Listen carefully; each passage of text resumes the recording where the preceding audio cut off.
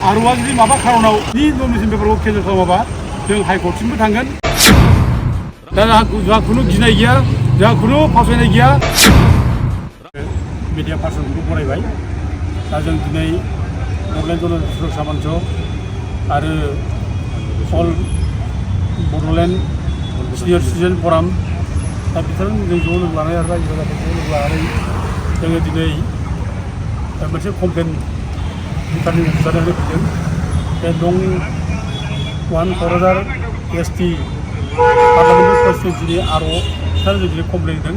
कमप्लेना जाहैबाय मैया 16 तारिखखालि सासे ट्राइबेल नङै नन ट्राइबेल मानसिया सासे राजबंशी मानसिया ST सार्टिफिकेट लानानै गावनि केन्डिडेटनि नमिनेसन पेपारखौ होदों।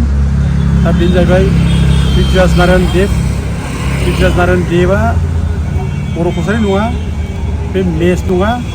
दा बिनि गासिबो रेकर्डआव जोङो लाजोब्बाय। बिनि स्कुल रेकर्ड जायनाखि दं डन बस्क'आव फरायनाय, बे डन बस्क'नि स्कुल फरायनायाव बिनि टाइटेला मेस नङा, बिनि बिफायाबो मेस नङा। बे स्कुलनि रेकर्ड बादिबा बिनि बिफाया प्रदीप नारायण देव, ओमफ्राय बिमाया सम्पकलता राय। दा बेसै बियो खुनु बर'जों सोमोन्दो गैया। आरो लोगोसे माबानि बिफानि जायनाखि प्रदीप नारायण देवनि जायनाखि सार्भिस रेकर्ड, बे सार्भिस रेकर्डखौ जोङो माबानिफ्राय अफिसनिफ्राय पाब्लिक हेल्थ इन्जिनियारिं बे अफिसनिफ्राय जोङो बख'ना लाना फैदों। दा बेयावबो बिनि बिफाखौ प्रदीप नारायण देव लिरनाय दङ आरो प्रदीप नारायण देवनि बिफानि नामा माने मनरन्जन नारायण देव। दा गथे पृथ्वीराज नारायण देवनि बिफाबो नारायण देव खुनु जेराव लिरनाय गैया। बिनि स्कुल जायनाखि एडमिट कार्ड बेयावबो गैया। ओमफ्राय बिफानि जायनाखि सार्भिस रेकर्ड बेयावबो गैया। ओमफ्राय लोगोसे जायनाखि बिनि हानि लेगिस्लेटा हानि रेकर्ड जायनाखि जमाबन्दी, बे जमाबन्दी दाग नम्बर 526, ओमफ्राय बिनि खाथा नम्बर 526 दाग नम्बर 889।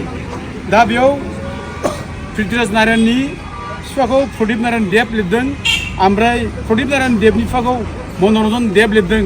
दा गथे बिनि जायनाखि जमाबन्दियावबो बेहा खुनु रेकर्ड गैया मेसनि। बेनिखायनो बे मेसजों खुनु सोमोन्दो गैया। आरो बिनि जायनाखि बिबै बिबौ, बिनि बिबै बिबौनि परिचयआवबो मेस गैया। दा बियो थगायनानै बे इलिगेल भाबै जे उइदिन माने आल्टारनेटिभ मटिभ बियो सार्टिफिकेट ST होननानै बिनानै लादों चिरां डिस्ट्रिक्टनिफ्राय। दा बेहा बर'फोरनि सायाव गाज्रि उद्देश्य दङ। बे बर'फोरखौ सोबख'नो नासयनो, बर'फोरखौ नाख्रेबनो बे उद्देश्य दं। बेखायनो बियो माने गाव मेस नङाब्लाबो मेस टाइटेल लिरदों। मेस टाइटेल लिरब्लानो जे सासे मेस नङि मानसिया जे मेस जायो बे नङा। बे मेस टाइटेल नामाव लिरदों बियो। खिन्थु बिनि असे जायनाखि टाइटेल बे नारायण देव आरो बिनि असे जायनाखि परिचय डकुमेन्ट जायनाखि जों मोनबाय बे राजबंशी, बेयाव रोखा रोखा लिरदों। आरो बे बिफानि सार्भिस रेकर्डआवनो रोखा रोखा दङ। बिफाखौ राजबंशी लिरखादों बिफाखौ। ओमफ्राय बिनि माबाखौ MOBC परिचया बिदिबो लिरखानाय दं आरोखि। दा गथिखे बेहा मेस होननानै बुंनानै लानानै जे नं 5 क'क्राझार ST पार्लामेन्टारि कन्स्टिटुयेन्सियाव बे MP कन्टेस्ट खालामनो बेहा अधिकार गैया, राइट गैया। दा जों बेखौ दिनै आर'नो होनाय जाबाय आरो जोङो बेखौ अलरेडि चिरां डिस्ट्रिक्टआवबो जों खुंलायनाय जाबाय। दा जोङो आर'आ जुदि माबा खारनाव जुदि बिनि सार्टिफिकेटखौ आरो बिनि नमिनेसन पेपारखौ केन्सेल खालामाबा जों हाइकर्टसिमबो थांगोन, हाइकर्टआवबो जुजिगोन।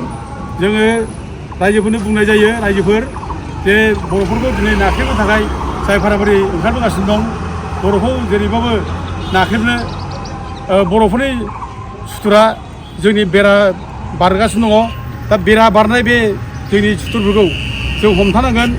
जोङो जुजिनानैबाबो जों बिसोरखौ फेजेननांगोन, खौसेयैनो जों जुजिनानै फेजेननांगोन। दा जों बयबो रायजो राजाखौ जों खावलायो। आरो लोगोसे जों खमसे खम जों दा जोंहा खुनु गिनाय गैया, जोंहा खुनु फावसायनाय गैया।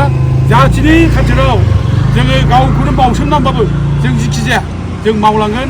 आरो जाथिनि अलखदसिमाव जाथिनि खैफोदसिमाव जों थाबथागोन आरो जों बर' बिमानि मोदैखौ जों हुगारगोन जों खुनु खोथा गैया सोरबा बे दुस्थ' मानसिया फैनानै बेयाव जोंखौ माने गाज्रि गाज्रि खोथा बुंनानै जोंनि गेजेराव बर' नाम लाफानानै जोंनि अधिकार सेना लाफैनाय खुनु जों थमारे खालामनाय जानाय नङा रायजोफोर जों नांगौ जों हाइकर्टआव थानांगौ थानांगौ जों थांजोबगोन गासिबो जे जों मिथिखाबाय गासिबो बिनि पलिटिक्सआव दा बेखायनो दा जों रिकुवेस्ट खालामनो लुगैदों बे फैगौ जायनाखि माने स्कुटि जागोन स्कुटि जानायाव जाहाथे जोंनि आफादफ्रा गासिबो दल संगठन जेनेबा BPFनिखौ होन UPPखौनो होन आरो सोरबा कंग्रेसनि ट्राइबेल जेरेन ट्राइबेल दा बिथांमोनखौनो होन बिथांमोना गासिबो बेखौ अप'ज खालामनांगोन बे माने बिनि नमिनेसन पेपारखौ केन्सेल खालामनांगौ होननानै बिथांमोना प्रटेस्ट खालामनांगोन जों बेखौ खावलायो आरो जोंबो बिथांमोननो जों गासिबो डकुमेन्टसखौ जों हरजोबगोन जेरावबो रानना होजोबगोन दा जोंना आसा बेनो जे बर'फ्रा बयबो सिरि मोनगोन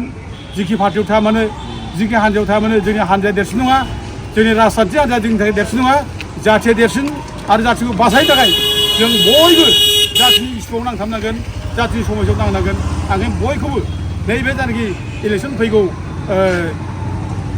माबायाव जाय केन्डिडेट जादों ट्राइबेलनि मानसि बेखौ जाहाथे होबथायो आं बेखौ खावलायो आरो रायजोफोरखौ आं बयबो खावलायो रायजोफोर बयबो जोङो गोरायै थांनानै थानांगोन रायजोफोर गुग्रुबनानै थांनानै थानो नाङा सोरबा राजनिथि हान्जाखौ गिनानै राजनिथि हान्जानि माबा मोनसे बुंनायाव जोङो नंगौ साननानै जों सैथोखौ जों गोमानानै जों लानांगोन सैथोखौ जों बावनो नाङा जों बिसोरखौ जों गिनानै जोङो माने नंखाय खोथा बुंनाय नङै माने आश्रय लानाय जों खुनु दिन जानो नाङा रायजोफोर इलेक्सना फैगोन थांगोन जाथिया थांना थानांगोन जाथिखौ फोथांनो थाखाय जों बयबो गाबथारनांगोन दिनै जोंखौ जोंनि नेताफ्रा जोंनि राजनिथि हान्जाफ्रा माने स्किमनि खोथा बुंनानै सिगिदों स्किम जोंनि पार्टियाव हाबाब्ला स्किम मोना बायदिसिना मोना होनना बुंनाय जों नुगासिनो दङ खिन्थु स्किम मोननाय मोनैया बे सोरनिबा राजनिथि हान्जा नङा रायजोफोर बे सरकारनिसो जोंनि थाखा जोंनि फैसाखौसो सरकारा दिनै जोंनो रानना हरदों जोंनि बानलु बायनाय संख्रि बायनाय थाव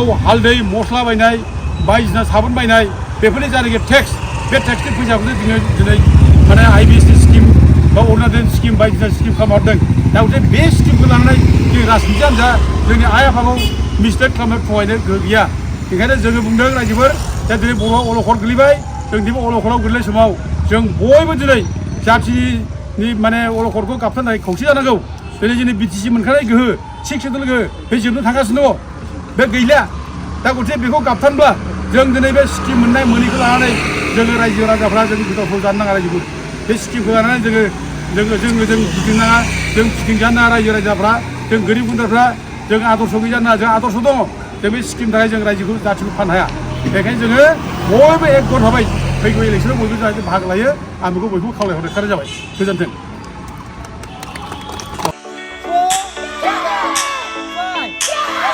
नोंथांमोनहा गावबा गावनि गथ'खौ काराटेनि सासे राफोद गेलेगिरि खालामनो गोसो दं नामा?